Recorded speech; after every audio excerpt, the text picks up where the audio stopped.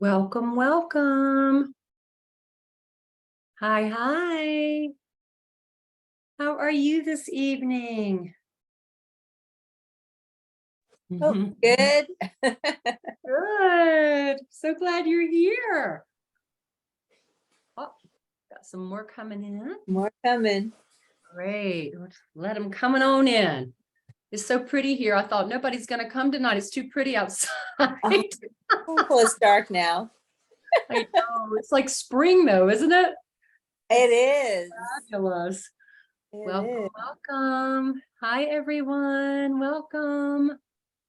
This is the Pioneer Masterclass for Soul Shine. I'm so excited. Oh my goodness. Come on in. Whoops, jumping ahead. You're welcome to introduce yourself in the chat or just come off the video since we have such a small group still and tell us, unmute yourself and tell us who you are and where you're from. Love to get to know everyone. Hi, I'm Laura. I'm from Asheville. Hey, Lenora. So happy that you're here. Thank you. I'm happy here. I know. I'm loving this. Who else would like to introduce themselves?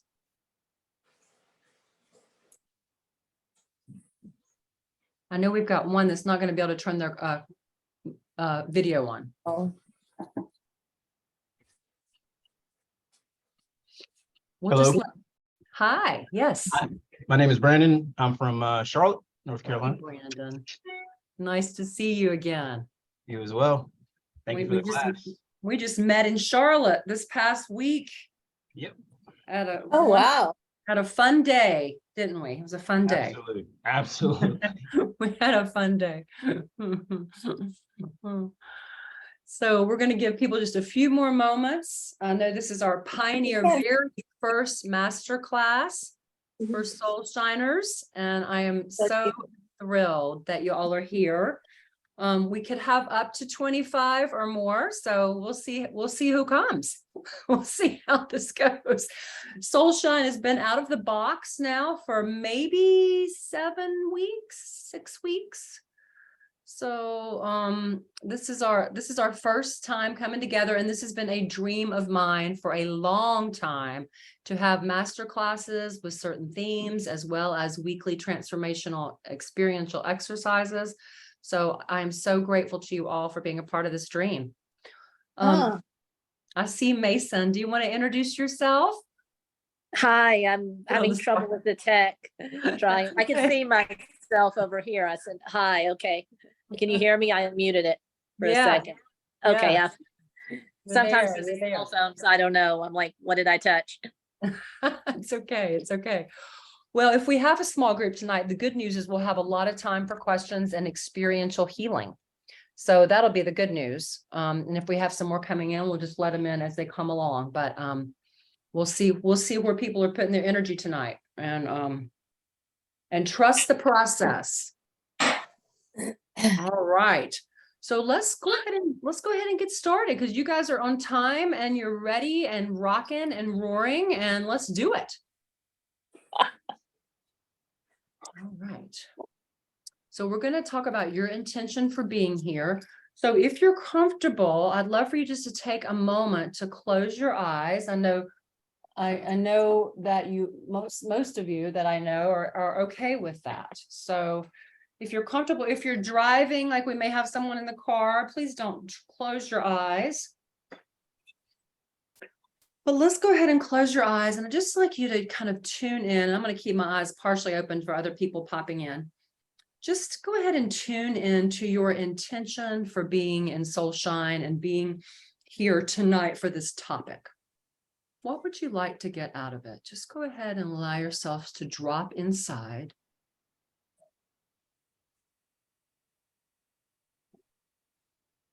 And just inviting in your wisest, most loving self.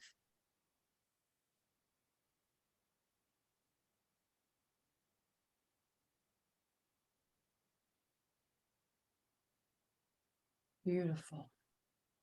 And if you don't sense that or see it or feel it, no worries. Just imagining what that feels like, because I'm sure you've felt it before. of how it feels to be expanded in the love and really, really at peace with right where you are.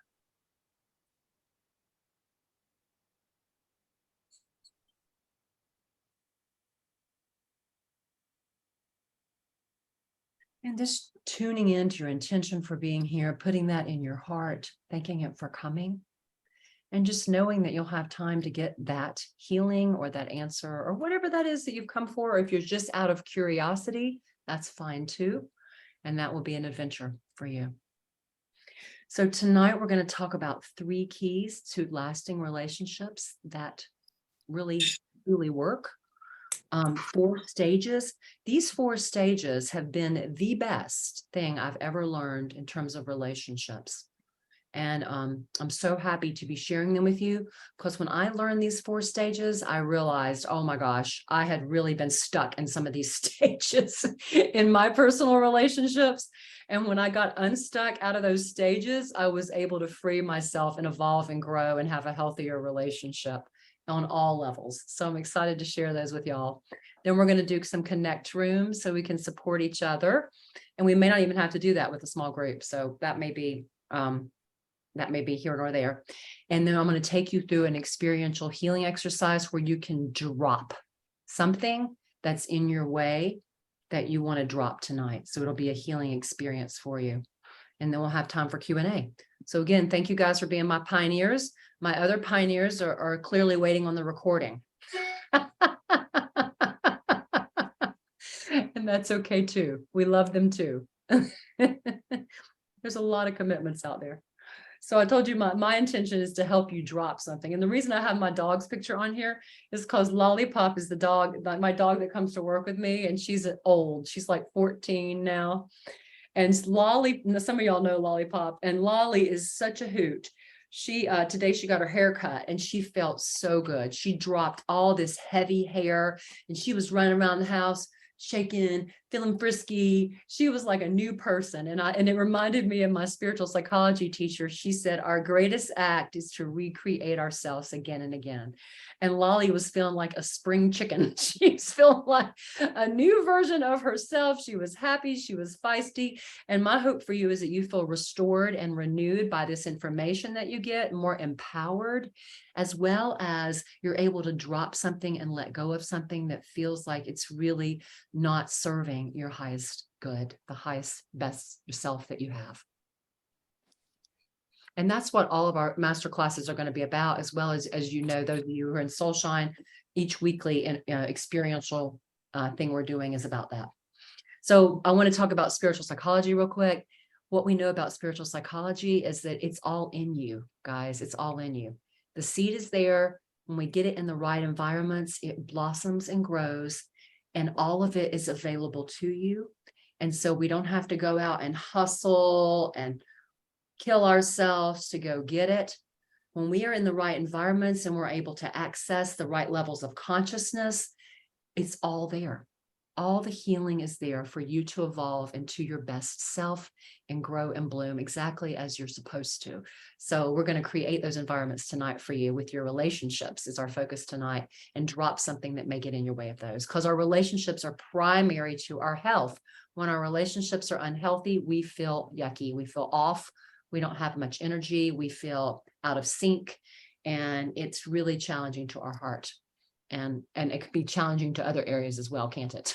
So it can be challenging to our pocketbooks. It could be challenging to our schedules. It could be challenging to our sleep. It could be challenging to a lot of things. So you'll recognize this from Sunday, Charles, but you are not a drop in the ocean, you guys. As Rumi said, you are the entire ocean in a drop. You are the entire ocean in a drop. So we're going to flip that script of anything that feels like lacking for you, and we're going to bring that in more tonight for you so that you can feel that flip, that feeling of knowing your grandness and who you truly are. Does that sound like a plan? Good, good. All right, good. Like, yeah, sweet. So I love you for being here. I love that. So you'll recognize this, Charles, from Sunday, but 3 ways we keep our love cup full. One of the ways is through reciprocal love, and we're going to be talking the most about that tonight. This give and take love that helps fill us up and makes us feel so juicy and yummy. And when we have reciprocal love, we feel seen, we feel heard, we feel understood, we feel loved, we feel valued. We may have conflict, and that's okay, but we can work with it because that helps us be authentic. Sometimes we need conflict to be authentic in the truth of who we are. So that's the good news. The second way is self-love. When we love the self and are able to find and know thyself, that helps us keep our love cup full. And we're going to talk that tonight when we get through the experiential healing. I want you to focus on what you can control. And that's the focus on you, right? That's how you clean your love cup and keep it good and healthy so that you can be in that reciprocal partnership with good health. And then thirdly, we have this more divine love, which is a larger version of ourselves that connects to something bigger than us. And, you know, like I was saying on Sunday, when I did this talk on Sunday in Charlotte at the Center for Spiritual Awakening, one of the things I was talking about was we are so fortunate. We did not wake ourselves up this morning. Something else grander than us did. And we are given this breath today. And so that's that divine something that's larger than ourselves. And so that helps us keep our love cup full. It's truly, truly wonderful to be a part of that. So how do we cultivate these? When we are not in balance with these, we are like this bucket, aren't we? We are losing energy left and right. We are just it's all flowing out of us. It's hard to feel that love between us and others. It's hard to feel the self-love, and it's hard to feel this unconditional divine love. We're just zapping energy. So how do we keep this love cup full in our relationships? Let's talk more about that. So the three major keys that I've seen work over and over and over again, and there's a little complexity to each of them, so we'll go into it.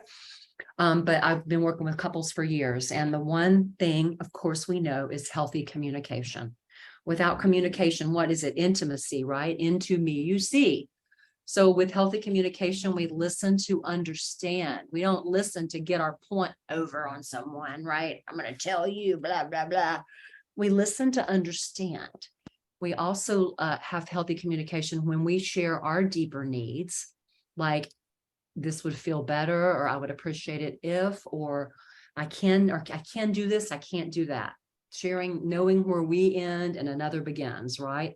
Super important things. This really makes me feel good. You know, I'll say to my husband sometimes, I could really use a little more positive encouragement about that, because he's not a big verbal person in terms of like positive words of affirmation. So I'll sometimes say to him, I could really use a little more positive affirmation about that. And he's like, oh, okay. And so he'll go find it for me. But he shows his love in other ways, right? So sharing our deeper needs and then staying out of drama. Do you guys know what I'm talking about with the drama trap? When we're blaming, shaming, feeling victimized, we're attacking, we're pointing the finger. When we get in that drama trap, we start breaking down our communication, and it doesn't go anywhere. It just ends up in more conflict. And so that's a whole training in itself, but it's an important thing to know, because the drama trap will never get us connected in this authentic, healthy way. So any questions on that before we move on to number 2 key, the second key? Don't be shy, because we're such a small group. We can just let it all come out.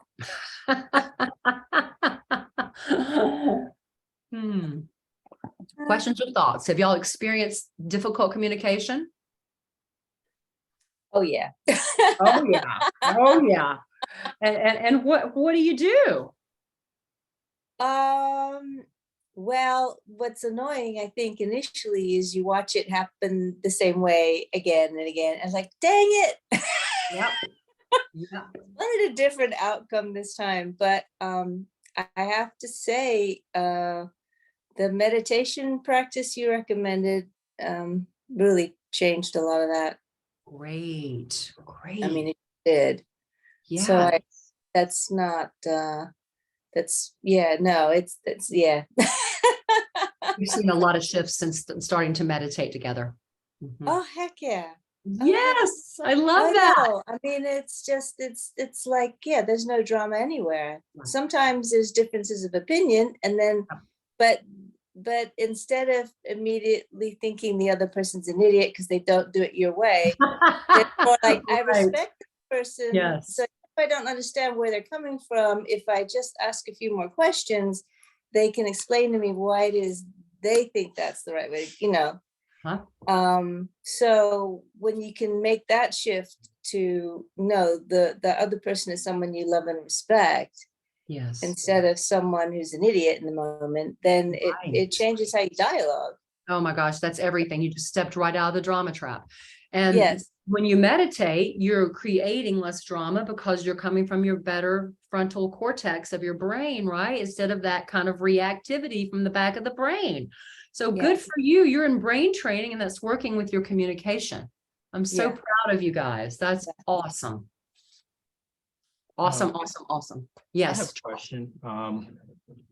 So what are ways to get your boyfriend, girlfriend, spouse, whatever, to actually communicate? So for me, I've always been like, let's communicate, let's be open, honest, transparent, all that kind of stuff. And, always push for that in relationships, but Yeah. not all the time, my girlfriend will actually communicate. It's like, Right. just talk to me. Like, I'm here. I want to listen. Like, I want you to tell me things, share stuff with me, but it's hard to kind of like break them out of that shell. So, Mhm. what are ways that you can do it almost like in a holistic, natural, healthy ways, so Yeah. you're not like being this mean person that wants positive communication, Right.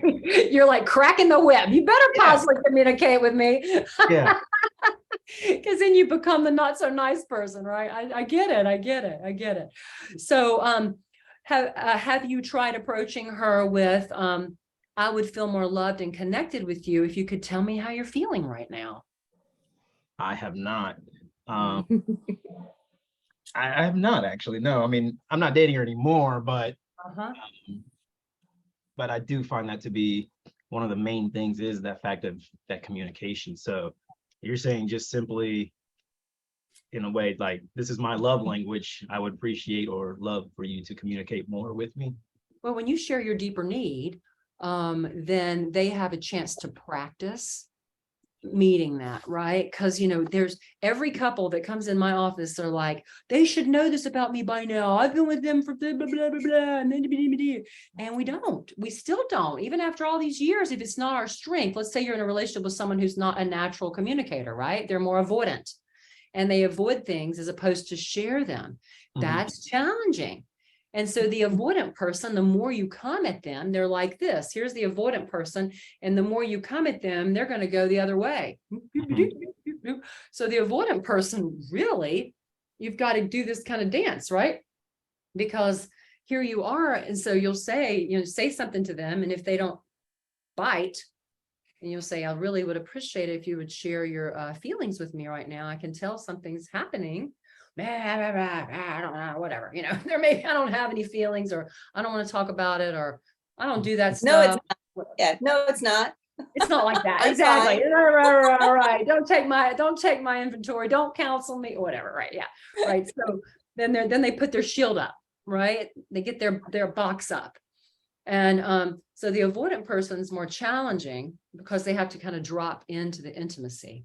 But as you continue to model that, one thing I did with my husband one time is actually wrote down what I needed from him. And he actually wrote it. He was able to read it. And he actually read it back to me. Finally. I know it sounds like third grade, right? But it was like a big deal. And he was like, oh, okay, yeah. And so like, he really appreciated that because he was like, he could really like step into that for a minute, and it didn't have to be exact. I just needed him to try on something new that would have felt really good to me. So we did a role play. So I said, okay, you try this and then I'll try this. What would you like me to try? What would feel good to you? What would you like? And make it fun. You know what I mean? Because the avoidant person, they don't want any pain. And the more we push them, they're like, ah. So sometimes if we can even make it fun and do a little role play, that also helps the person come out of their shell a little more and have some fun with it. Okay, if I were to share my feelings, this is what I might say. You know what I mean? Right. Or they may not even know how they're feeling. And then that's even more challenging. And so then that's when you're like, then you play, try to bring some play to it. And that tends to help the avoidant person open up a little more. My daughter can be a bit like that. I'm a much more of a walk towards you person, and she's like runs.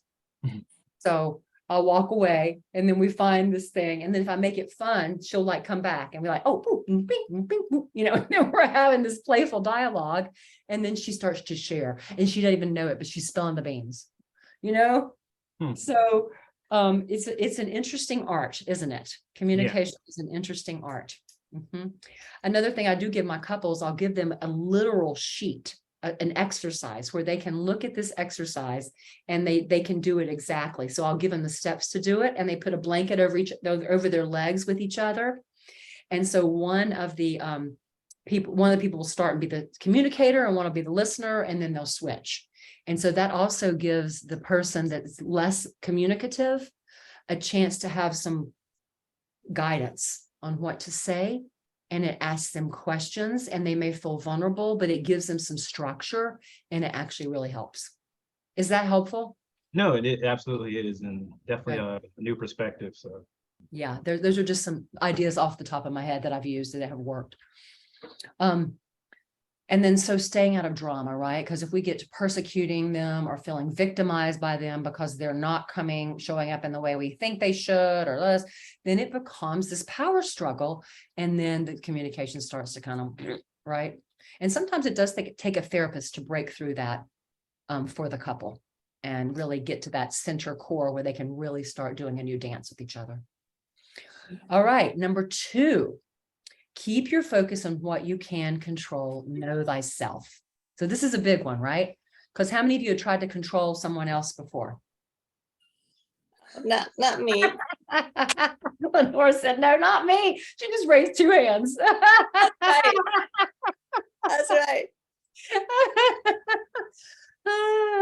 I let all that go. Totally. So if we're trying to control something we can't control, which is people, places, or things, I had to go to Al-Anon to learn this one. It takes a lot of energy, and it is exhausting to try to control something you can't. So the biggest thing that we can do with this one is know thyself. Know thyself. Because when we know where we begin and another person ends, and we're like, this is okay for me, this is not okay for me, this is what I need, this is what I don't. You know, I can fill my love cup. If I can't get that from you in those 3 ways we just talked about briefly, right? Reciprocal love, self-love, and divine love. And know thyself. Then we don't put so many eggs in one basket. There's not so much pressure on the relationship. And then the relationship can grow in an organic, natural way. Now, if there's toxic patterns, that's different, right? But this is where this one comes in handy. If there's something toxic going on, abuse, neglect, hard things where people are really breaking us down, right? Or coming at us or from a way that's really painful. You know, I think abuse is easier to identify than neglect. When we're being neglected, sometimes we don't realize it. There's just this emptiness, and there's a lack of connection. And so that's really hard, especially if we've had neglect in our past. So know thyself when it's like, I really need more of connection in a different way, or I can't feel close, right? My husband used to travel a lot, and you know, we had to talk about that because he traveled so much that it caused kind of a rift. I mean, I realized there was so many days it was okay, but then like all these weeks, right, started to create way too much space, and it started feeling disconnected. It was really hard to maintain a organic, healthy connection. And so know thyself, right? I was like, I really think that this is not going to work if you keep being gone 2 weeks out of the month. You know, it's not going to work. So we had to come to some negotiating on that. So know where your boundaries are. You know, if the other person uses drugs or alcohol in a way that doesn't feel connecting to you and creates a disconnect, that may not fly. If you do that, that may not fly, right? If they have habits of the way that they soothe their emotions, like over into technology or too much into caretaking, sometimes that can drive you crazy. They're over caretaking you, right? Those are ways that we avoid natural, healthy communication. So know yourself, know where you stand, and know when something feels good or not good. And the more you can communicate that, the healthier you can get. And focusing on what you can control. Any thoughts on that? Any challenges, thoughts on that?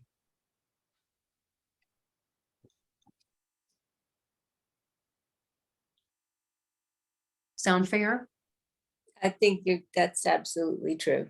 That's absolutely, absolutely true. And I know from my personal experience that we talked about the other week, that when I could,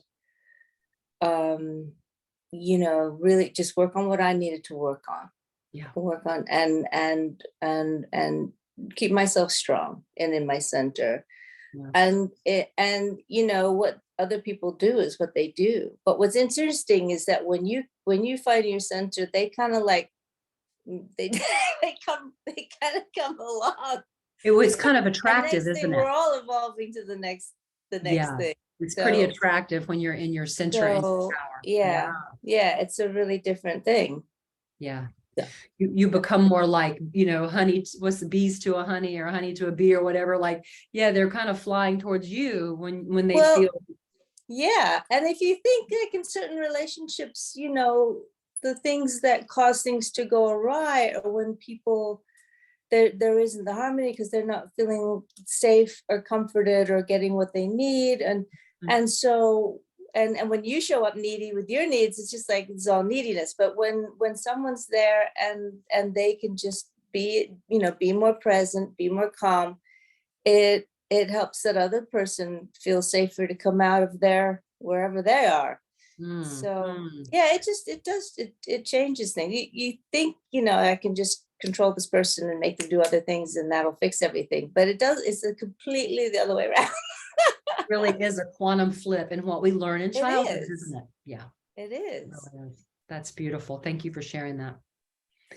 Any other thoughts before we move on to the third one? Actually, I do. Her story kind of reminded me a little bit of something. Kind of had this thought, I think it was like yesterday, but in a way, when you try to control somebody or someone's trying to control you, you're sort of doing yourself a disservice, right? Just because you are not, as this is all kind of saying, you're not showing your authentic self. And so you're not having that relationship. And I kind of think, even when someone's trying to control me, you're not really even in a relationship. You're in like a video game or like you're a robot now, like, no, don't control me. Let me be me and you be you. And totally. You don't own my joystick. That's right. Yeah. So it really is, important to know yourself, and then also to know you really can't control anybody but yourself. So, but yeah, no, that just kind of reminded me of all that and how important it is.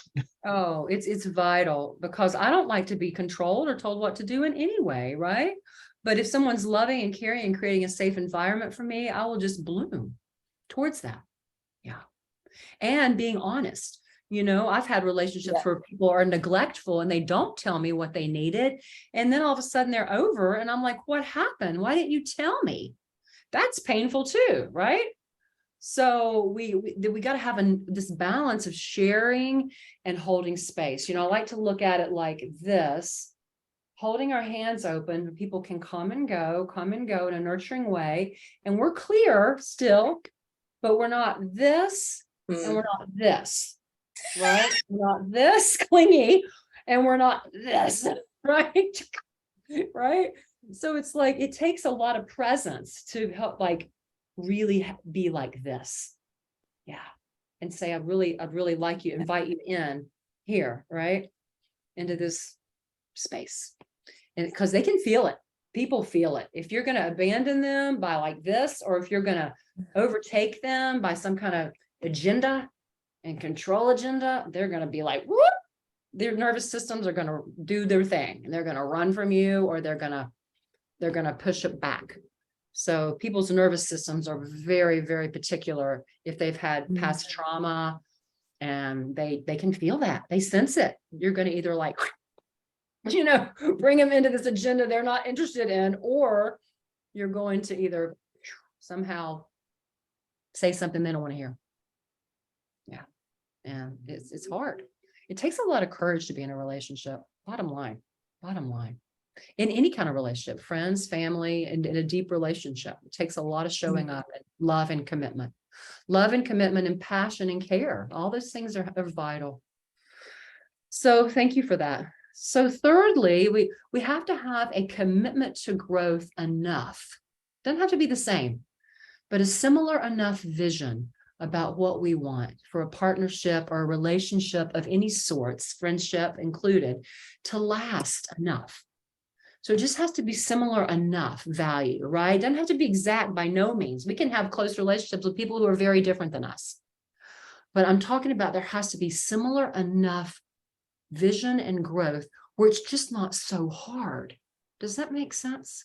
So like, I really care about growing together, or I really care about caring for each other, or I really care about being there for you and you're there for me, or I really care about sharing fun things and hard things, or I really care about a relationship with something larger than me, or whatever it is, right? We have to have enough of a similar system to make it work. If it's way too fall apart, if it's way like oil and vinegar, and it's just too far of a chasm to continue to overcome, what happens? You've probably experienced it, right? It's just too hard, too much work. It's just too hard. It's just too hard. So there has to be enough love and understanding and commitment to growth, and similar enough vision, like I want to raise my kids in this way, or I want to, enjoy life together in this way, or whatever, right? To keep coming back, Without that, we're like ships passing in the night, and it's really, really, really hard. I even work with, couples, some of them are even friends. If they're way too far apart, like the pandemic was a perfect example. When people got in such different threads during the pandemic, it was really hard for relationships, and they started splitting hairs, because people got in such different worlds. They were in two totally different worlds, depending on what news station they were on, right? So it made it much harder. So we have to have a similar enough bringing back together of value system enough to grow together, and to have something longevity for some long-term growth. Does that make sense? Mm-hmm. Yeah. Any questions or thoughts on that before we go to our 4 stages? Excited about that. If you were to give that a percentage of how much, so that's a good question. I don't know this for sure about your exact question, but I do know about attachment theory. And they say in attachment theory, you have to have 60% of the time, you have to have secure attachment, meaning you have to be on a safe, good, secure page together. 60% of the time. So that leaves 40% for a lot of craziness, doesn't it? Right. Yeah. But 60% of the time, it has to be more than less. 60% of the time has to be enough similarity, enough security, enough nurturing, enough growth mindset versus conflict mindset. Do you know what I mean? Mm-hmm. Has to be enough of that to make it roll over the conflict, as opposed to push someone away. Because let's say it's the opposite. Let's say it's 60 to 70% conflict and not growth and not nurture. How's that going to make it? Right. Yeah. So it's got to be at least 60%. And we hope for higher stats than that. But that's what psychological research shows on attachment, that it only has to be, if 60% of the time feels good and healthy and yummy and supportive and safe, and this person gets me and cares for me, then you could put up with a lot of crap. Does that make sense? Yeah, that does. Absolutely. Mm-hmm. Our hearts are pretty big. Our hearts are pretty amazing. I mean, it does give a lot of wiggle room. It does. And you don't have to choose to give that much, right? Right. But and it depends on what that 40% is for me, right? If that 40% is like extreme stuff, that's probably going to impact my 60%. Is I'm not going to be having the 60% as much because I'm just recovering from the 40% that was so horrible, right? So it depends on what the 40% is. If the 40% is it's okay, it's not so great, it's not perfection, it's not ideal, but it's not trauma, right? That's different. That's different. So I think we got to roll with those stats. Does that sound good? Sounds good to me. Yeah. Any other thoughts before we move into stages? Yes. Yes. I think it seems like that would go for communication in general too, finding common ground. Yep. Trying to do that, finding a common ground to be able to talk, even if you're just saying you're a human, I'm a human, let's begin there or something. But absolutely. If you can find that common ground 60% of the time, doesn't have to be exact, you can build something really strong. Is that what you're talking about? I guess, yeah. Mm-hmm. And I didn't get the thing on the other one, but that thing about where you said, like you were saying about trying to control the situation, sometimes it seems like when you let it go, other things kind of, it sounds so cliched. I know about the window opening it. Sometimes there are other things there that maybe another path. Oh, wait a moment. Maybe, you leave that path and you find something else, but I don't know. I'm just kind of learning as I go. So I think it's sometimes good to say, I don't know. Absolutely. That's very fair.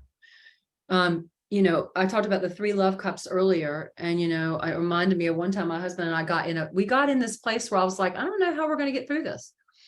And I remember, we just were like hunkered down and we were like, closed our eyes. And I guess we went back to some kind of childhood training that we'd had in like a prayer class or something. And we were like, somebody please help us. We don't know what to do here. We just kind of went back to this place because we really wanted it to work. And we wanted to be able to get through it. And when we both got that humble, I don't know what to do. Like you said, Mason, I don't know what to do. I don't know. Then that opened up another window of a creative idea, and it hopped in later on, and we were able to bring it together and talk about it. Whereas if we'd stayed closed in this kind of power struggle, do you know what I mean?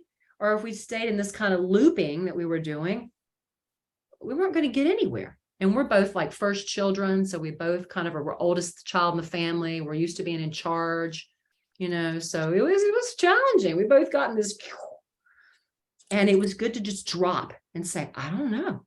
We've tried all we know. I don't know what else to do. And that was a common ground, wasn't it? And we admitted it. And then we were back on the same page. And then we could drop and see what window of opportunity could open up. Thank you for bringing that up. That's a beautiful thought. That's when we kind of let in something bigger than ourselves, when we just don't know. Beautiful. All right, let's go to the stages. Y'all ready? So I used to teach these stages at the hospital. I've done this training many times at the Women in Addictions program and several different programs at the hospital. But these are the 4 primary stages that all healthy relationships go through. And they're crucial. They're crucial. And when I go through, I'm going to go through all 4 of these, and then I want y'all to guess. Yeah, please take a screenshot. I want y'all to guess which one most people get stuck in. Okay. Before we get out of here, I want you to guess. So the first stage of every relationship is codependent. Even as children, we bond, we're establishing trust, we're creating a relationship identity. We're all about each other. We're like, oh, we want to be together all the time. We want to hang out. We want to learn all we can about each other. Oh, it's so great. Blah. And there's this whole thing going on, right? So codependent is the first stage. And we're deciding, are we friends? Are we not? Is there something going on more than friends? They're all trying to figure all this out, right? And but to complete this stage, we've got to establish friendship as the quality. We've got to recognize and acknowledge each other's divinity, right? Like, I really see you, you see me, you're great, I'm great. This is the bonding stage. It's all great, right? Where everything's nurturing, positive. There may be touch or talk, respecting and validating each other's needs, giving and receiving unconditional love. And this can go for friendships as well. We just take the sexual part out of it. Creating common values, interests, beliefs, and goals. So this is the codependent stage. And this is usually the easier, fun stage, right? Where we're getting to know, we're bonding, we're really, really coming together and enjoying all that. Second stage is when we're starting to feel like, oh, this is someone I really am going to hang out with and be with and spend time with or experience in my life. And so then we're like, our lives move forward and we start realizing that we don't have to have this exact schedule with them. We don't have to have these exact things with them. And we start what we call the counter-dependent stage, where we start separating psychologically from each other. We don't do the exact things together all the time, or we don't have to be available every second, or we have interest outside of the relationship. We start to notice the difference between, if there has been a sexual relationship, there's also just nurturing touch. It doesn't have to be all about the sexual relationship. And we establish our sense of identity that's more separate. We have differences. We start to talk about differences again. It's not all about everything that's so good and wonderful and fabulous. We start to negotiate our differences and we identify our needs versus the other person's needs more. We start to separate a little more.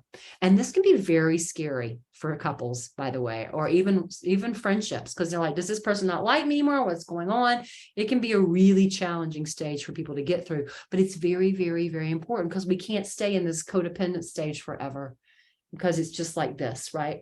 And so we have to separate and then learn how to come back together and separate and come back together and separate. So that's the counter-dependent stage. The third stage is an independent stage where we feel we're more secure. We don't have to go in and out, in and out. We know this person is in our lives. We can come, we can go. We feel more, there's object constancy is what they call that in counseling, where we know this person's a part of our lives. They're there. They're like our house. They're like this plant in my room. They're going to be there. We have object constancy, and we start creating more equality in the relationship. We're sharing our gifts, they're sharing their gifts, and we start feeling like two separate people, and then we come together to have maybe those codependent bonding moments. But then we're back into our separate worlds again, and that's a good thing. In and out, in and out, in and out. And then the final stage that a lot of couples and even friendships can get to, I've seen people do this with businesses or partnerships where they've created things together, is interdependence. When you're a partner, you have this great trust and synergy with each other. You've worked through a lot of those harder conflicts and you are in service to the world more. You can offer the world more of your support and service as a couple. And so you're able to get through conflict. You're able to create more win-wins. So then you have more to offer other people.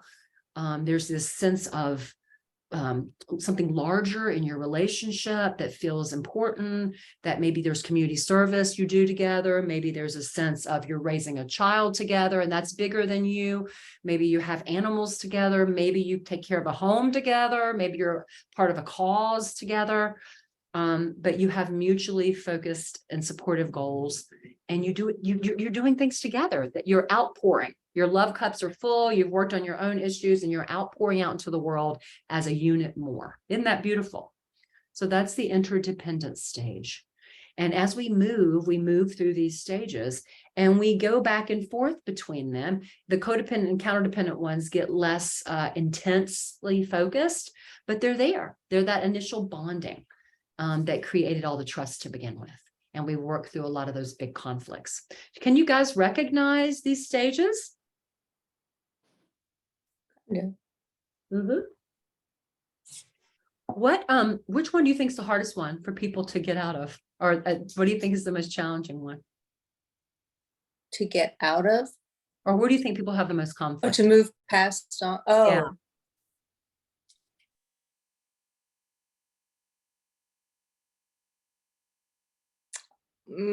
I mean, I would say somewhere between counter-dependent and independent. Uh-huh. That can be a tough one.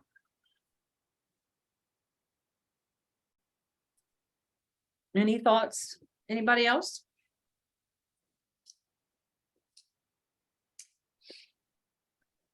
the codependent one's hard too. A lot of people get stuck there where they can't they start to move into the counter-dependent and separate, and they freak out. And so they can't ever get in through the counter-dependent from the codependent, because unless everything's good and positive and they're right up in each other's business all the time, they feel insecure. Do y'all know what I'm talking about? Have you been in relationships like that? Whereas if you're not right there when someone needs you, or if they're not everything you need when you need it, or if you're not all the bee's knees all the time, do you know what I mean? Like, drop the ball some, or you're not always available. Woo, they freak out. Do you know what I'm talking about? Yeah, a little bit. Yeah. Yeah. Mason's like, yeah, I see that. Yeah. Yeah. So that's what you say about the tending someone else's pond. That came in my head, but explain that. I love that image. I know. I feel like you do a better job of explaining it than I do, Shannon. I know after that human to human thing I said a while ago, I said, what came out of my mouth? No, that was beautiful. I'm happy for you to share what that means to you about the pond tending, not tending each other's ponds. Tell me what that means to you. I think it's like over helping or something, or that kind of thing, or if there's a problem and it's I think I have another example, but it's not about me, but it's actually, I think it's like a friend's sister. It's like she likes to vent, and then I'm not going into any of that, but just in general life problems, normal things, not traumatic things. Yeah. But like she says, she prefers to vent to her girlfriends than her husband because he wants to fix them. It's like I don't know that's she just wants to express or something, that she doesn't want it to try to be fixed. But I don't know, but I mean, as far as tending someone else's pond, it's like you see them that they're upset and they're doing that, and you're just trying to, I think it's like that control thing you said again, maybe they'd be less upset if I did this, or if I tried to do more. At some point you have to maybe step back and see that and let it settle. You explain it better than me. I just feel I think that's beautiful what you said, because if we start getting into their pond and getting into their business and over tending and over controlling and over managing, that's codependency.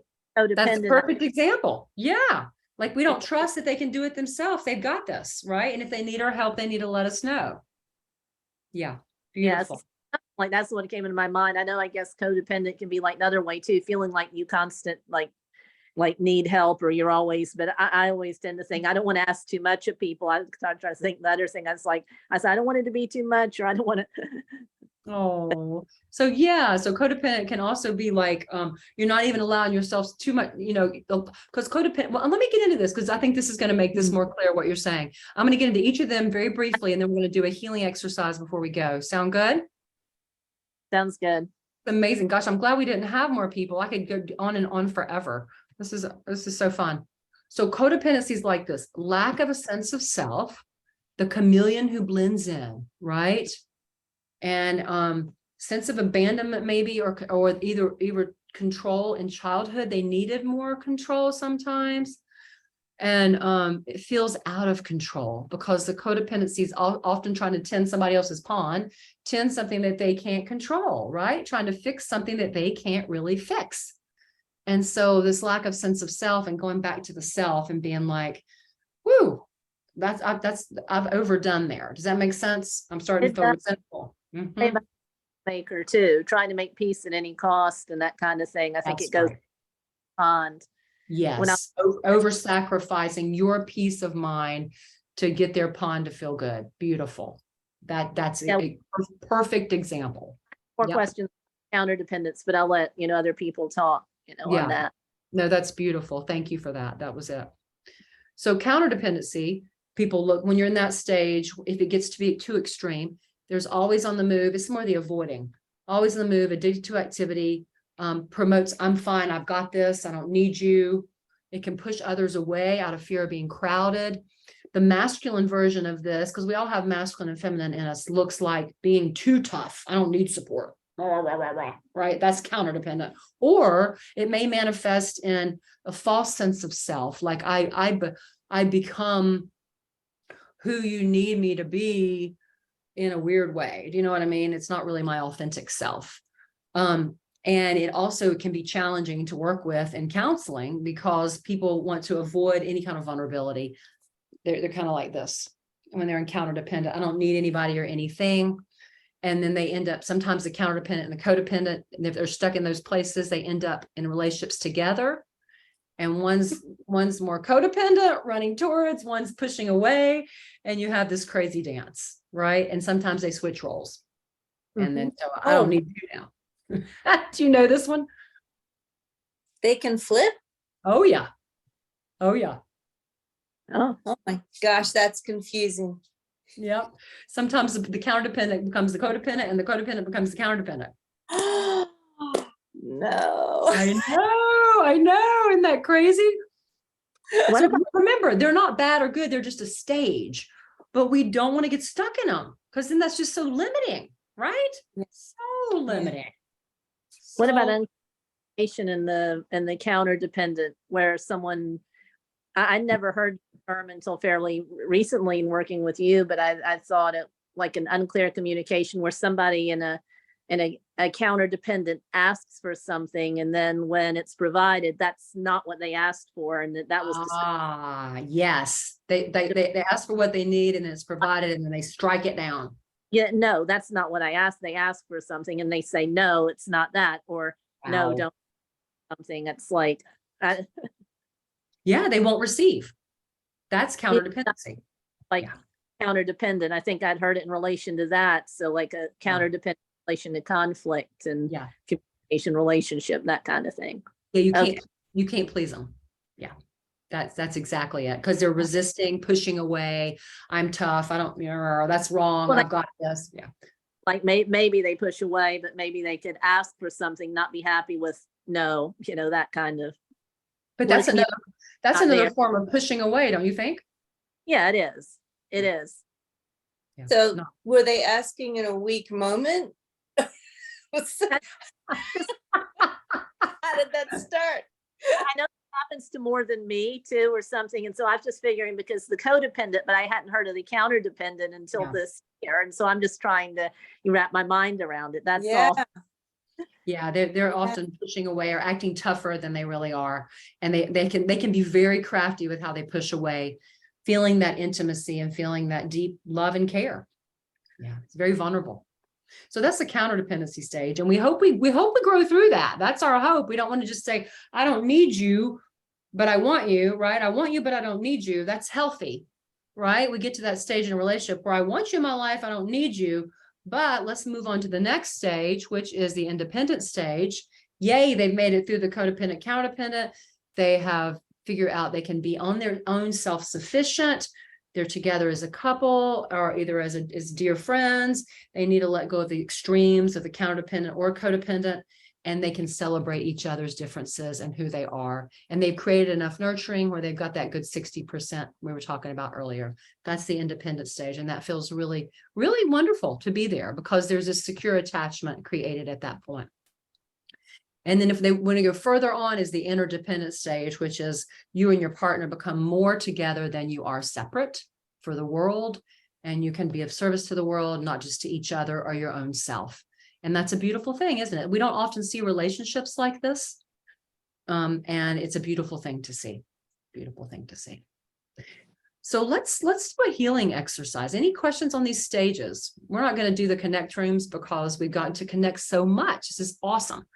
It's hard to tell how many people are going to show up. I had 25 that were supposedly going to be here. So that's why I had the breakout rooms. I have a question. Absolutely. And just out of curiosity, can you skip stages? Oh gosh, yeah. Yeah, and we used to call that the uncooked egg. So you looks good on the outside, you may get to one stage, but then you realize, oh, there's a raw spot. Does that make sense? So can you skip stages and still be the cooked egg? Probably not. So it is Probably a not. process and Usually if you're really being super vulnerable and codependent and you're really leaning in, you're showing all your goods, right? And you're bonding and creating that security, there's a point where you're going to need some space. Does that make sense? You're yeah, going to no, need a absolutely. little breathing room. Say that again. No, it does. I mean, there's points where you're just like, okay, I love you, but you're getting way too close. Right. It's like, okay, I gotta have myself back a little bit here. This is like, right. So you're gonna have to have some breathing room with some people, right? I mean, these people you're super close to.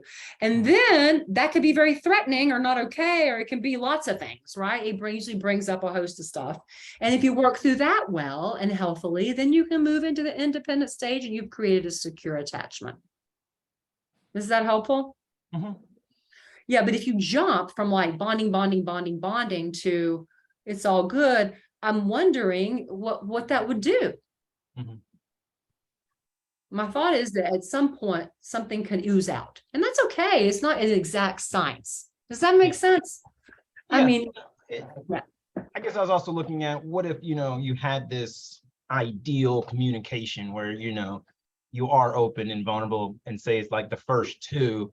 So in a sense, it's like you skipped one and just went from codependent, counterdependent, and then right into independent, and without even, pit stopping at counterdependent. But it's like, because there was so much communication or so much openness that, you kind of jump between bonding and separating psychologically from somebody, but then you wound up at independent, but felt really good about it. Absolutely. No, I love what you're saying. I think that sounds awesome if it were possible, but I do think at a certain point, you're going to need space, and how you learn to negotiate space is the hallmark of counterdependency, right?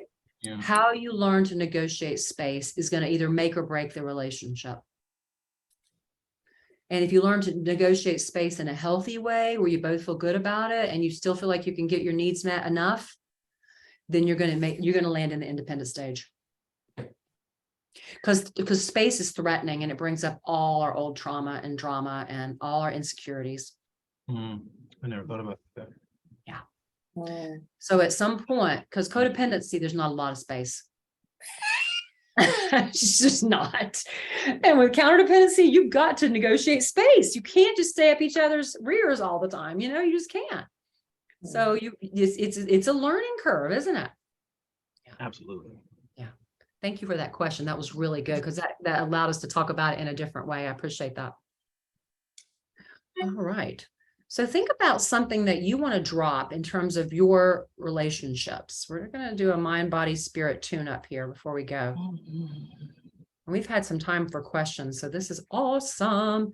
And you guys are all in Soul Shine, so I don't have to talk to you about Soul Shine. So this is great. I know there were some people that signed up for just the actual webinar tonight, and they didn't even show. Isn't that bizarre? And they paid for it. So I'm assuming they're going to get the recording. That's, people do that these days. I mean, they just heard you say that. We love you. We love you. We love you. Now they're like, oh, she's counterdependent now. She's not negotiating our space very well. Yeah. And I will let them know that I am fine that they chose that, but I would have loved to have had them here. So let's do this. Let's drop something that has come up in any kind of way in your relationships. Okay. And I want you to close your eyes, and I'm going to use the bell to bring us out of it at the end. Okay. But I want to take you through a healing experiential journey where we're going to do about 10 minutes of a deep dive. All right. And I want you to go in, and I want you to find a safe place inside. And this is a place you may have been to before, or it may be a place you're creating right now, but just find this safe place.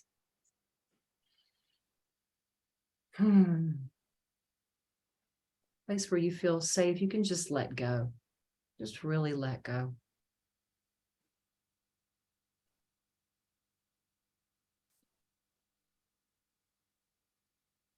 Calling in your highest, wisest self to be with you.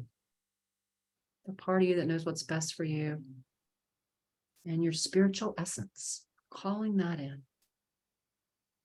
Unconditional love. It's there for you always. Always guiding you.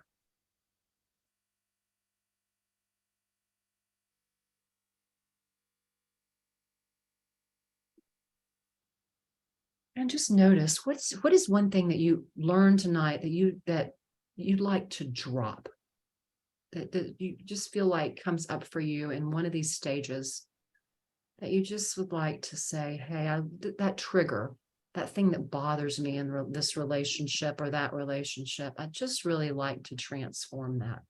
Just want you to notice what that is. And it may be that you turn on yourself. It may be that you're thinking something about them. Maybe you get critical or anxious or angry or lonely. I don't know. Just notice what that is. Or scared.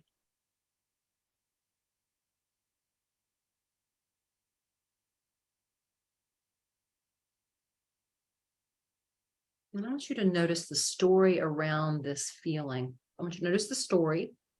What's the story that comes up with this trigger? I'm not enough, or why won't they do what I say? Or just notice the story.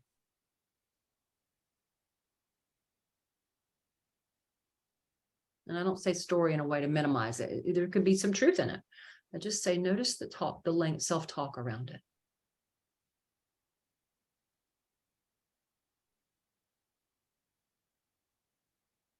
And then notice the feelings. Notice the feelings that come up with this trigger. What are these feelings?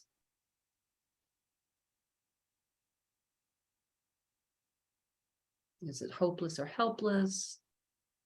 Is it scared? Is it irritated? I don't know.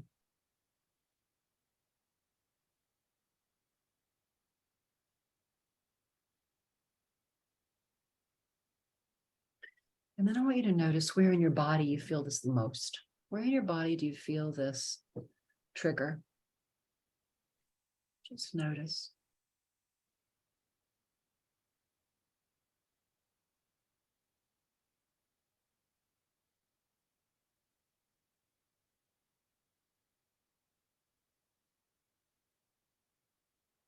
It may be all over. It may be in one spot more than the other. But where do you feel these feelings, these triggers?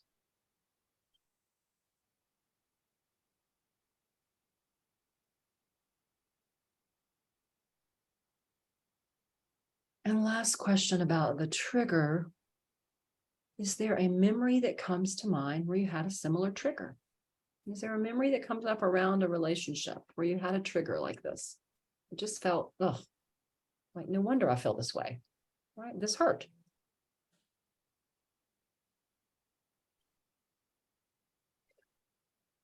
Just allow yourself to notice that. Notice what you're noticing with all the support from your highest self.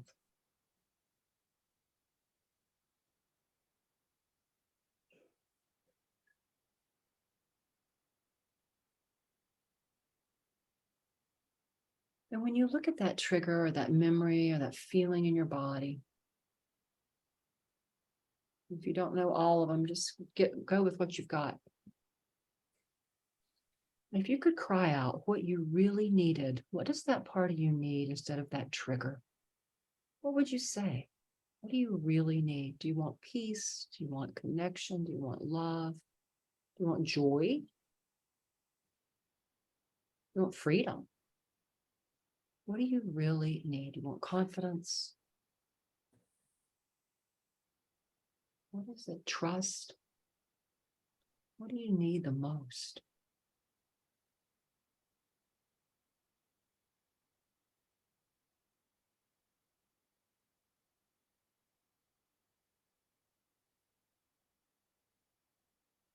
Just notice how different that feels. Like if you were to have gotten that, what would that have been like? What would that have been like if you had gotten that thing? If you could have felt that. And remember, we're not trying to force something from the outside. We're trying to feel it from the inside, like a quality inside. Because I love that saying, when we win the inner battle, the outer one takes care of itself.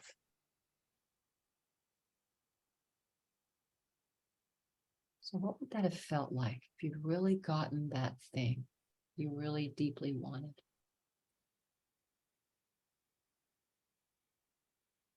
And now I want you to notice the two sides, okay? So I want you to take the trigger in your left hand, and I want you to take the thing you really needed and wanted in your right hand. Okay? And I want you to imagine you could take your left hand, you're just going with me here on the imagination piece. We're going to pull that trigger out of your body.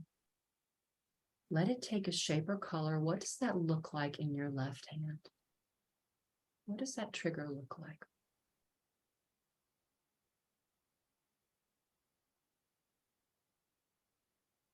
Or maybe what does it feel like?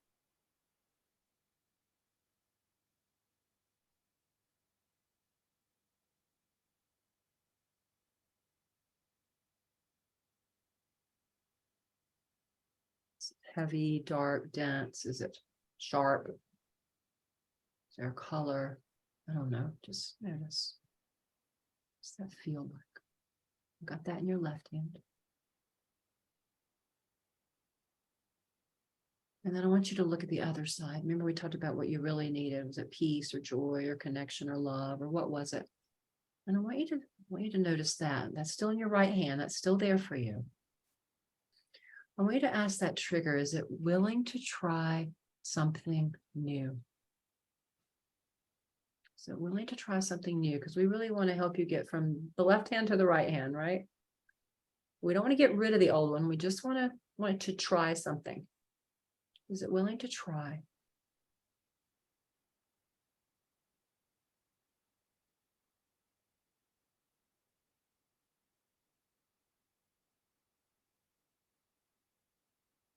And I want you to imagine what would it be like if you'd gotten what you really needed? And I want you to get an image or a color for that. What does that look like? The joy, the love, the trust, the connection, being seen. Notice what that looks like. What does that feel like? Really get that in your right hand.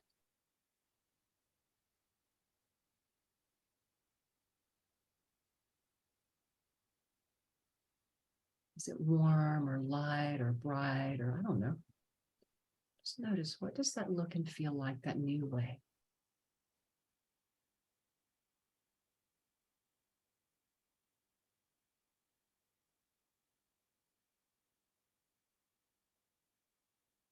And if that old way was willing to try something new, and if it wasn't, that's okay. It may just be scared. And you can ask it, what's it afraid of? Or you can tell it, or you can ask it. Another thing, you can ask it, how has it helped you? How has it protected you? That old way, that trigger, did it protect you somehow? Because it's probably been trying to help you the best it knew how. That's how these patterns do. They try to help us. So how has it protected you? How has it helped you? You want to give it some credit because it may be like, there's no way I'm changing the way I am. You haven't even seen what a good job I've done.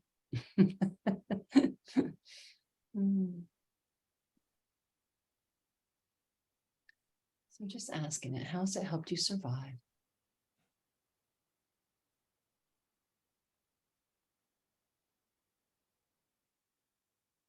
And then I want you to thank it.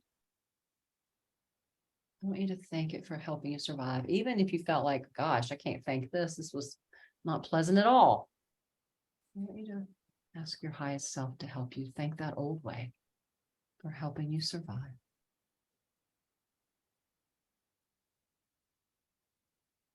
Beautiful. And then I want you to put this new way up beside the old way. Put your hands together. Let them absorb and transform that new way, absorbing the old way. Just imagining you could put them together and see what's created. There may be a third way that shows up here.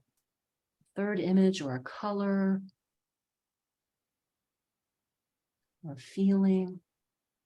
Just let this new way, the trust, the love, the joy, help with the trigger.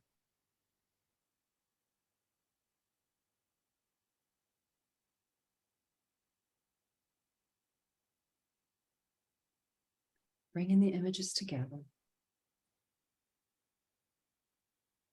Letting the new one absorb the old. And see what happens.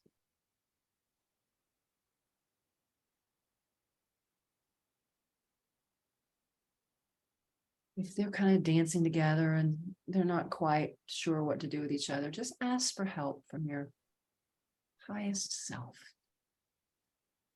higher power. Call that in to help you let this new way absorb and transform the old. So you can get more of what you really need, because as you get more of what you really need, you get more of what you really need in your relationships. So we become it and then we do it, right? We become it and do it, and we become it and do it. It's a great formula.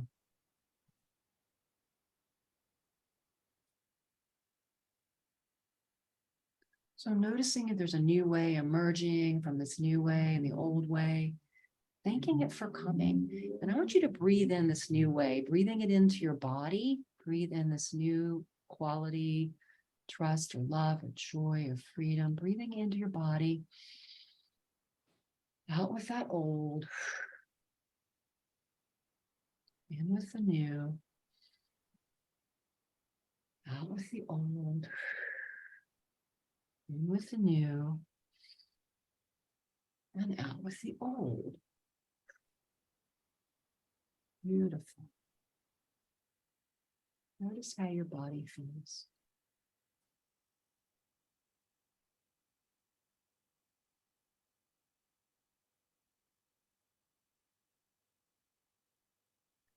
Now, this new way wants to give you some advice about the issue that you started with that you wanted to release around your triggers and relationships. What does this new way want you to know? Just listen deeply.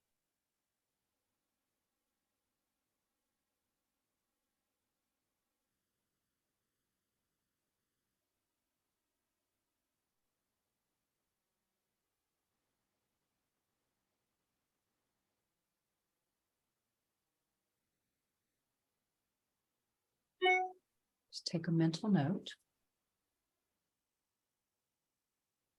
or a physical note. Maybe you feel it in your body.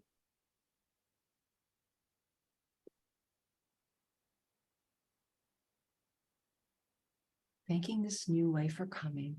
And then I want you to ask this new way to help you. How do you want this new way to help you so that it's in charge instead of the old way of doing relationship? How do you want this new way to help you? Really ask it to help you.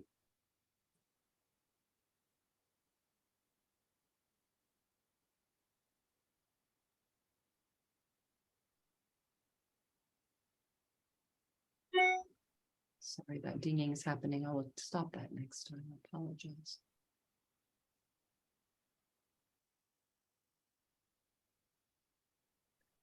So as you ask this new way, how do you want it to help you? Knowing that that is done.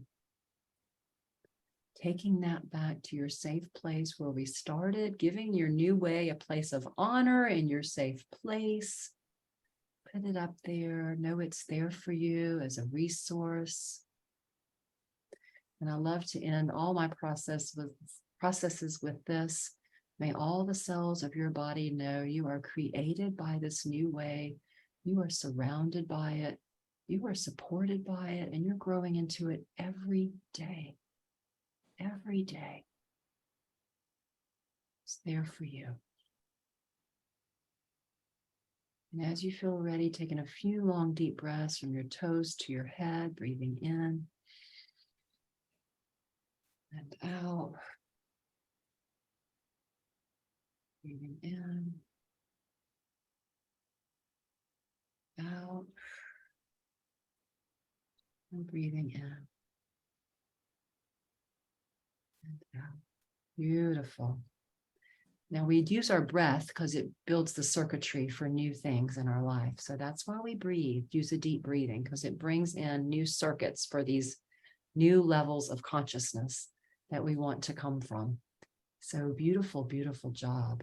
Thank you. Oh, and I forgot to have you thank yourself and thank your highest self for being with you. And hi, welcome, Noah. Good to see you. Hey, I'm here. I just pulled in the driveway. I Yay. listened to you the whole time. Oh, No, I didn't close my good. eyes. Awesome. Glad you're here. Great. So did I anybody enjoyed want it. to share their experience before we go? Anybody feel like they had any ahas or insights?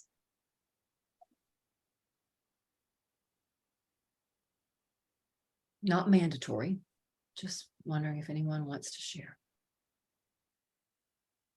I mean, I don't know if I call it a aha, but I definitely call it a happy realization. Okay. And I've been reading the book as well, but it's kind of like this honoring that the pain and the traumas. Mm. And it makes a world of difference, especially for me. Because so much you're trying to, like, even in the meditation, the left hand, right hand, I wanted to just throw it, just take it. Get out of here. Yeah, so like I imagine it being like this kind of black void coal type thing. I want to be like, just, okay, bye. Okay. And then, so in a way, when you stop and honor it, thank it, and essentially just appreciate it for what it was trying to do in its best of ability, it just, I don't know, it just sets a different precedent for it. And it just like, it's like, okay, I was looking at this wrong. It's not that you were trying to kill me or attack me or defeat me. You were just trying to protect me from something I wasn't aware of, so That's it's like, beautiful. Yeah. okay, cool. You're actually giving me the love that I needed in a weird, oddly difficult way. So thank you. So the from this experience, from reading the book and kind of having my own, it really makes a difference. Like it really just attunes everything differently. Like it's just respect, it's honor for yourself and your past self, and like it's I don't know, it's just different, it's absolutely positively different. And it's just I wouldn't say easier, but it is it's smoother transition. And I guess one example I had was I was meditating outside, and when you're meditating, you always have to, you're trying to keep an up back, and sometimes you can feel like your muscles tightening. And my first thought was, pain is weakness leaving the body. But then I was like, wait. and for whatever reason, I thought of what you wrote in the book and this whole like honoring the pain. I was like, wait, I don't want the pain to be gone, because the pain is telling me that I need to work on this muscle group, right? I need to focus more on this muscle group. And so it's somehow connected where it's like, well, that's all the other traumas and pains, right? It's like, I'm not pain to tell you this is wrong or that I don't like you, but it's pain to say we need to work on this area. We need to, exercise this particular area of our life. So if it's like pain with love, okay, well, we need to exercise love or self-love. And so that's I had my own like epiphany, I guess, today, and this little meditation definitely continued that. So I can thank you. So oh, you are welcome. Thank you for sharing. That was beautiful, because that's how we heal. We include and transcend. We don't, I mean, how well does that do when we just try to whack-a-mole? Yeah, that's a good way to put it. You're trying to whack-a-mole. Just like, whack it away. No, don't come back. Right. I mean, that exactly then we just cause a fight, and then we're fighting ourselves all the time. And that's part of the suffering, is we're in a fight with ourselves. That creates more anxiety and suffering than anything. Absolutely. Yeah. So that was beautifully said, what you just shared. Thank you so much. Yeah. Anybody else? Love that.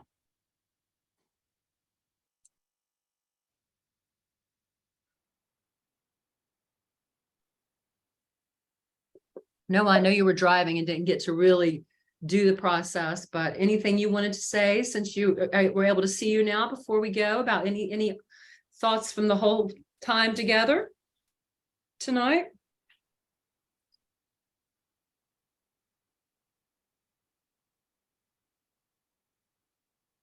Can you hear me? Yeah. Okay. No, I enjoyed, well, I couldn't do the meditation because I was literally dropping Aubrey off right then. But I guess some of I didn't know about that, not codependent, but the counter dependent. I never even heard of that shit. But like, I thought, Charles, I thought your name was Brandon. Am I wrong? I swear to God, I thought his name was Brandon in class. Whatever. It is. Showing up It is Charles, Brandon. but Okay. is Then I'm not Brandon, totally yes. lost, because I was like, I know that guy. Okay. So I knew your voice, but I couldn't see, because I couldn't see the video while I was driving. So I knew your voice, and I was like, why is she calling him Charles? His name's Brandon. Okay, long story short. Okay, so I didn't know about the counterintuitive, but what I'm saying is he asked if you could jump stages. Well, that guy I'm seeing right now, we went all the way to independent. Does that mean we got to go back through the other ones? Because like I could give a damn what he's doing half the time. Like I'm okay with it. Like it's fine. He does like Hey, I'm if okay you if we don't if text you've all day. already It's if okay. you've bonded and you trust and you've set the parameters for the relationship that are safe and healthy, and you are okay with space, then it sounds like you have moved through those stages efficiently. And sometimes we have to move through them again and again and again and again because there's little hidden things under the rocks that we hadn't quite seen yet, right? So we got to go through it a little bit and rinse and repeat, but ultimately we get there. Yeah. Thank you for sharing that. All right, guys. All right. Well, we have had I've had a lovely time with y'all. It's been so good. I want to talk about our next Soul Shine. We're going to do, what's February, March. We're going to talk about stepping off of anxiety and panic and the stress patterns and into healing and joy. I created the wheel of anxiety, and we're going to talk about that and how do we get off of it. And then on April, we're going to do codependency, healing from codependency, how to totally get back to ourselves. So we're going to focus on that one solely. And then in May, we're going to talk about healing from trauma using mindfulness and self-healing. So this is just some of the coming ups for the Soul Shine Masterclasses. And my guess is we keep having people entering Soul Shine each week since it's such a new thing and you guys are my pioneers. Thank you for being here. This is so great to have you. I'm so excited to have started this program. And I'm so excited to have our first class. So every week we keep adding people. And so hopefully people will be as courageous and brave as y'all to show up and join the party. Yeah, the party. Well, thank you, Shannon, because I actually had no idea what it was when I signed up for Soul Shine. I just went, it's you and it'll be something positive. So Thank you, dear. I appreciate that. Well, we're here. We're creating it as we go, but the main structure is are the master classes and then the weekly transformational exercises. And so there may be something new that emerges out of all that besides that. But right now, I'm hoping to have retreats, live retreats and things like that as we grow. And wow. Yeah, y'all are just my initial pioneers and I love it. We've got 25 pioneers. Well, I feel very honored. This is wonderful. I'm so excited. And we'll all get to know each other as the weeks continue when we do the live. So that'll be really fun. So, well, thank you guys for being here. And so happy that we got to shed some light and let go of some stuff. And give yourself a lot of credit, thanking your highest self, thanking your higher power, and have a beautiful, beautiful, beautiful night. And I'll see you. I'm going to be sending out something on Sunday for each of you. So open up to receive, and I hope you enjoy it. Thank you, Shannon. You are welcome, guys. All right. Take care, and we'll see you soon. Yes. Take care. Bye. Bye.